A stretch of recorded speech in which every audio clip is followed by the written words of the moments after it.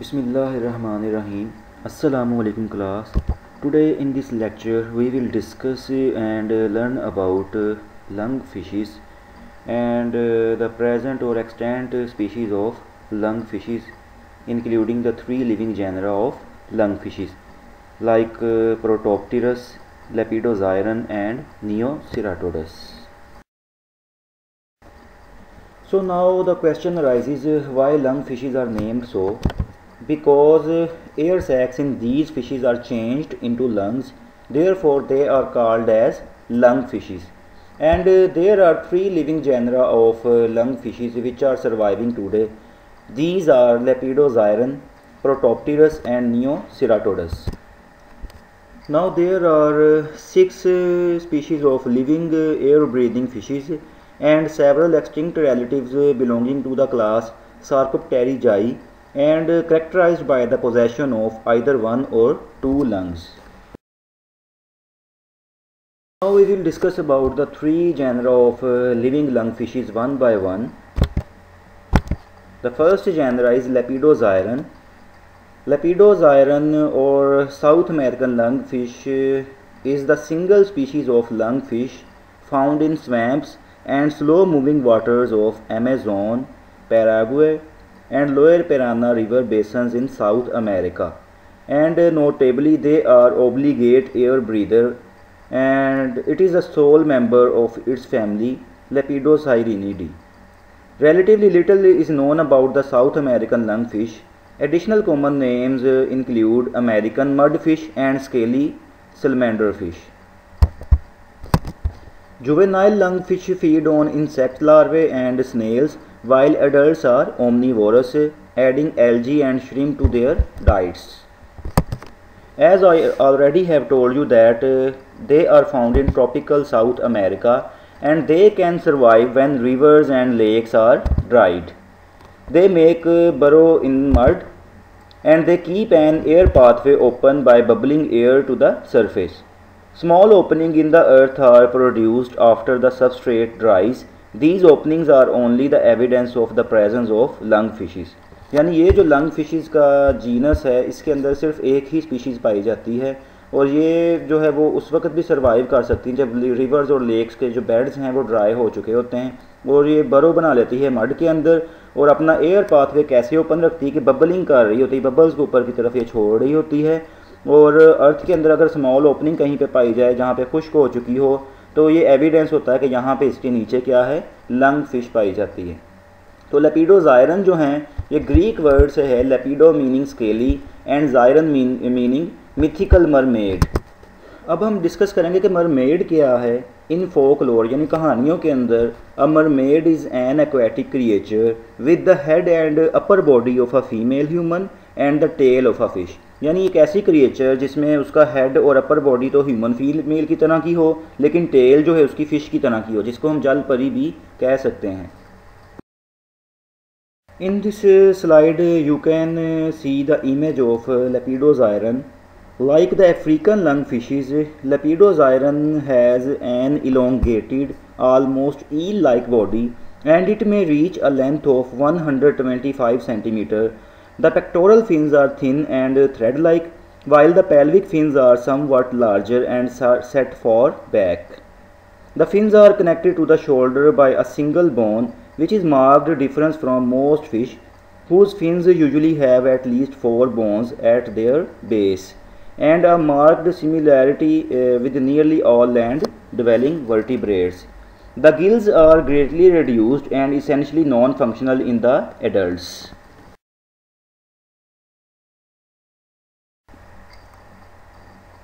In this slide you can see a mermaid, यानी एक mythical mermaid ये दिखाई गई है जिसमें आप उसकी टेल फिश लाइक देख सकते हैं और बॉडी जो है ह्यूमन फीमेल लाइक है, जैसा कि आपको इसके नाम का बताया था मीनिंग लेपिडोजायरन का।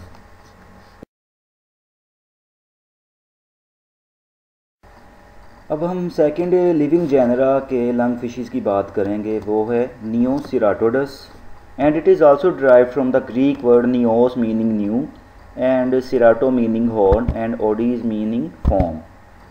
And these lungfishes live in fresh water of Queensland, Australia.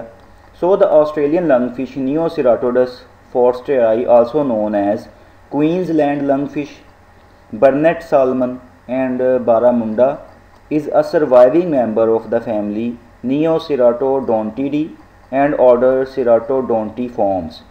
It is one of only 6 extant lungfish species of the world and it is endemic to Australia. यानी ये ऑस्ट्रेलिया में पाई जाने वाली लंग फिश की species है। इसमें सिर्फ इस जीनस के अंदर नियोसेराटोडस के अंदर एक ही स्पीशीज़ पाई जाती है जो है Neoceratodus forsteri and they survive in stagnant water by breathing in air. यानी जो पानी साकन होता है, जो स्टिल वाटर होता है, उसके अंदर ये एयर के अंदर ब्रीदिंग करते हुए क्या करती हैं, सर्वाइव करती हैं। But they normally use gills for breathing and can not withstand in total dry conditions. अब ये जो लंग फिशेस का जेनरा है ये मुकम्मल जो है खुश्क साली को या ड्राउट कंडीशंस में सर्वाइव नहीं कर पाती हैं and they are most similar to early forms. यानी जो सबसे प्रिमिटिव फिशेस थी लंग फिशेस जो आज से करोड़ों साल पहले ज़मीन पे पाई जाती थी, इनका जो है उनसे एक लिंक मिलता है। इनकी जो सिमिलैरिटीज़ हैं करैक्टरिस्टिक्स की वो बेशुमार उनके साथ रिजेंबल करती हैं and they may attain a size of 1.5 metre. In this slide you can see the image of Neoceratodus forsteri जो कि ऑस्ट्रेलियन लंग फिश की एक सिंगल स्पीशीज़ है, यानी जो पाई जाती है ऑस्ट्रेलिया के अंदर। And this species lives in slow flowing rivers and still water including reservoirs that have some aquatic vegetation present on banks. It occurs over mud, sand or gravel bottoms. Australian lungfish are commonly found in deep pools of depths between 3 and 10 meters and live in small groups under submerged logs, in dense banks of aquatic macrophytes or in underwater caves formed by the removal of substrate under tree roots or river banks. The lungfish is tolerant of cold but prefers waters with temperatures between 15 and 25 degrees centigrade. As I already have told you that the Australian lungfish is incapable of surviving complete desiccation of its habitat, although it can live out of water for several days if the surface of its skin is constantly moist. Unlike the African species Protopterus, it doesn't survive dry seasons by secreting a mucus cocoon and burying itself in the mud. And it is essentially a sedentary species, spending its life within a restricted area. Now we will discuss about the third and last genre of living lungfishes, which is Protopterus. And the word Protopterus is derived from the Greek word protos meaning first and pteron meaning wing. So Protopterus is the genus of 4 species of lungfishes which are found in tropical Africa, and they are found in freshwater lakes and rivers, which includes streams and ponds. And they burrows down at the approach of dry season and secretes a copious slime which mixes with mud to form a hard cocoon in which it remains dormant until rains return. And they acquire oxygen from the atmosphere with their lungs and efficiently delivers it to their tissues with partially separated pulmonary and cardiovascular circuits. यानी जो African lung fishes हैं ये क्या करती हैं, जब dry season आता है तो ये बरोज़ बना लेती हैं और अपने इर्द गिर्द जो है ये स्लाइम की सिक्रेशन बेशुमार करती हैं, जिसको वो मड के साथ मिला के एक हार्ड कोकून की शक्ल इख्तियार कर लेती हैं अपने इर्द गिर्द, और उसके अंदर ये डोरमेंसी की स्टेट में रहती हैं। तब तक ये डोरमेंसी की स्टेट में रहती हैं जब तक कि दोबारा रेनिंग स्टार्ट नहीं हो जाती है, जब तक बारिशें दोबारा शुरू नहीं हो जाती हैं। और ये ऑक्सीजन कैसे हासिल करती हैं, अपने लंग्स के ज़रिए हासिल उन दिनों में कर रही होती हैं और अपने ये टिश्यूज़ को देती जाती हैं ऑक्सीजन को। और इनका हार्ट भी बड़ा स्पेशलाइज्ड है कि इनके हार्ट के अंदर पार्शली सेपरेशन हुई है पल्मोनरी और कार्डियोवैस्कुलर सर्किट्स की, जैसा कि आपको स्विम ब्लैडर वाले लेक्चर में बताया था कि जो लंग फिशेस हैं इनके भी हार्ट के अंदर जो है पार्शल जो है वो क्या हुई सेपरेशन हुई between oxygenated and deoxygenated blood. तो ये जो लंग फिशेस हैं प्रोटोप्टेरस, इनका पहले भी आपको बता दिया है कि ये अफ्रीका के अंदर पाई जाती हैं, ट्रॉपिकल अफ्रीका के अंदर। हम इस स्लाइड में एस्टिवेशन इन अफ्रीकन लंग फिशेस को डिस्कस करेंगे। Estivation is a dormant state that helps an animal to withstand hot and dry periods. यानी एक ख़ाबीदगी की हालत है जिसमें एक जानदार जो है वो ना तो कोई खुराक लेता है, ना पानी लेता है, ना ही नाइट्रोजनस वेस्ट को एक्सक्रीट कर रहा होता है। और ये कब कंडीशन आती है एस्टिवेशन की? जब हॉट और ड्राई सीज़न होगा या पीरियड होगा। यानी जैसे अफ्रीकन लंग फिश की हम बात करें तो चूँकि ये ट्रॉपिकल स्वैम्प्स में पाई जाती है अफ्रीका के, जो इनमें सीजनल ड्राउट आ सकता है, खुश्क साली हो सकती है। तो जो ही ये ड्राई सीज़न आता है या वाटर लेवल फॉल करता है तो ये लंग फिशेस क्या करती हैं, बरोज़ बना के मडी बॉटम के अंदर जो है वो चली जाती हैं और वहाँ पे जो है ये ऊपर की तरफ को सरफेस की तरफ को एक होल बना के उसके अंदर जो है वो एस्टिवेशन की कंडीशन में रहना शुरू कर देती हैं। तो इसको हम इस तरह की हालत को हम एस्टिवेशन का नाम देते हैं, जिसमें फ़िश अपने इर्द गिर्द कोकून बना के रहना शुरू कर देती है। So when the rain again fills the lake और river bed the lung fishes emerge from their burrows to feed और reproduce.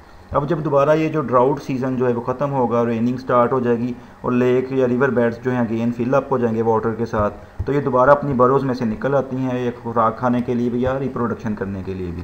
Lung fishes remain in aestivation for 6 months और मोर। अब ये डिपेंड करता है कि अगर तो रेनिंग जल्द शुरू हो जाए तो ये फ़िशेज़ 6 months तक तकरीबन जो है वो रेनिंग स्टार्ट अक्सर हो जाती है, तो ये फ़िशेज़ अपनी बरों से वापस निकल आती हैं और एस्टिवेशन कंडीशन ख़त्म हो जाती है। लेकिन ये सालों तक भी एस्टिवेशन की कंडीशन में सर्वाइव कर सकती हैं अफ्रीकन लंग फिशेज़ जो हैं।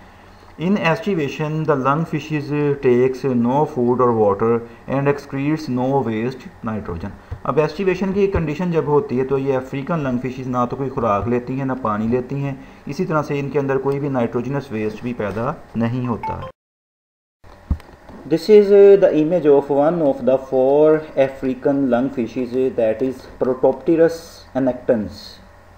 African lungfishes are elongated, eel-like fishes with thread-like pectoral and pelvic fins. They have soft scales and the dorsal and tail fins are fused into a single structure. They can either swim like eels or crawl along the bottom using their pectoral and pelvic fins. The largest species reach about 200 centimeters, that is 6.6 feet long.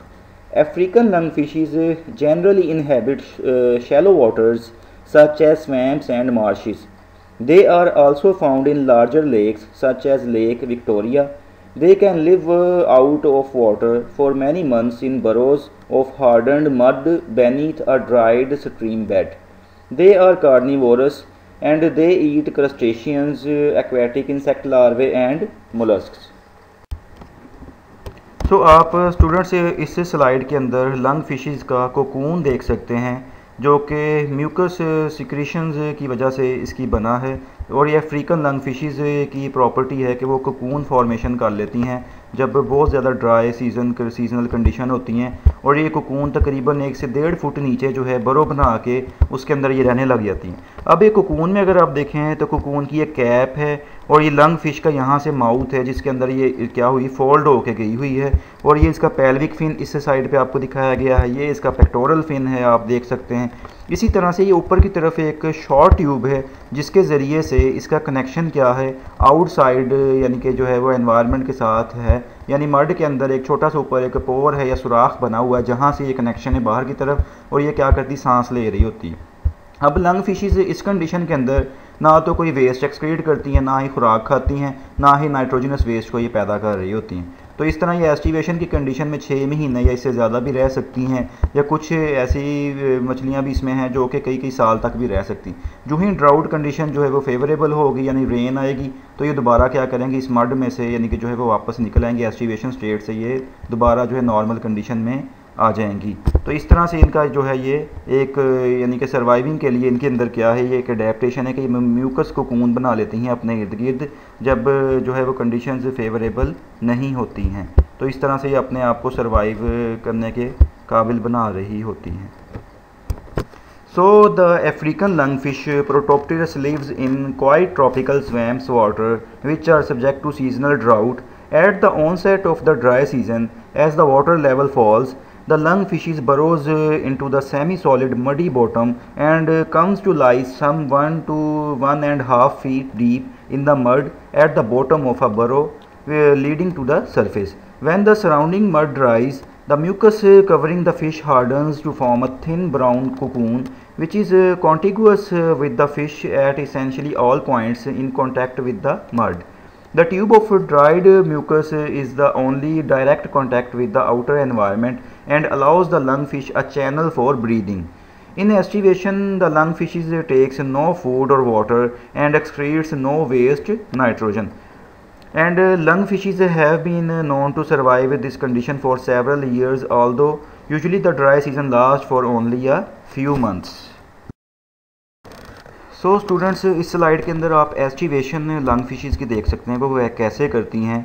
तो देखें, जब water level fall कर रहा है, जैसे जैसे यहाँ पे अगर आप ये देखें तो ये वाटर लेवल है, जो ही ये फॉल करता जा रहा है, कम से कम होता जा रहा है, वैसे वैसे क्या है, लंगफिश ने क्या किया है कि वो जो बॉटम था मड का, उसके अंदर उसने बरो बनानी शुरू कर दी और ये बरो के अंदर देखें दोबारा फोल्ड बैक हो रही है, ऊपर की तरफ इसका ये माउथ जो है वो आ रहा है। तो इसने क्या किया, ऐसे ये नीचे की तरफ फोल्ड होती हुई इसने माउथ को अपने ऊपर की तरफ कर लिया है मड के अंदर, जैसे जैसे वाटर लेवल फॉल किया है। और यहाँ पे देखें वाटर लेवल बहुत कम रह गया है, तो इसने क्या किया, अपने आप को इस मड के अंदर जो है इस तरह फोल्ड कर लिया है और ये कोकून की एक शक्ल इख्तियार कर ली है। क्योंकि ये स्लाइम सिक्रीट कर रही होती है, वो स्लाइम जब मड के साथ मिलता है तो कोकून की एक शक्ल बन जाती है, यानी एक हार्ड इर्द गिर्द इसके कवरिंग थिन बन जाती है, which is brownish in colour mostly.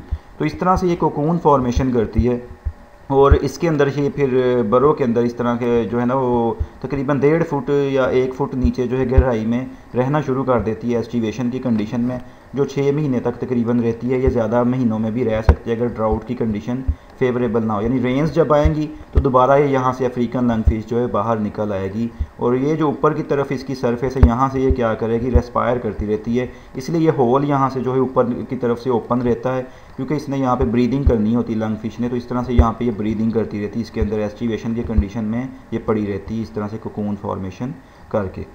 तो ये ड्राई सीज़न को जो है वो एस्टिवेशन की कंडीशन में जो है वो पास करती है, यानी सर्वाइव इस तरह से ये कर रही होती है ड्राई सीजन के अंदर। So in this slide there is a comparison of lungfishes. जैसा कि आप ये देख सकते हैं कि सबसे पहले है ऑस्ट्रेलियन लंगफिश नियोसेराटोडस फोर्स्ट्रेई, आप उसका इमेज देख सकते हैं। इसी तरह से फिर दूसरे नंबर पे है अफ्रीकन लंगफिश प्रोटोप्टेरस एनेक्टन्स, तो ये उसका इमेज है। देखें, आपको दोनों का वाज़िया तौर पे डिफरेंस नज़र आ रहा होगा, फिन्स के हवाले से भी और वैसे भी पूरी बॉडी स्ट्रक्चर में भी। तीसरी अगर हम देखें इसमें तो वो है साउथ अमेरिकन लंगफिश लेपिडोजायरन पैराडोक्सा, तो ये उसका आप इमेज देख सकते हैं कि वो किस तरह की नज़र आती है। और last one is Devonian lungfish Dipterus, यानी ये जो एक्सटिंक्ट लंगफिशेस होती थी तो ये वो दिखाई गई कि वो किस तरह की नज़र आ रही होती थी या वो किस तरह की होती थी।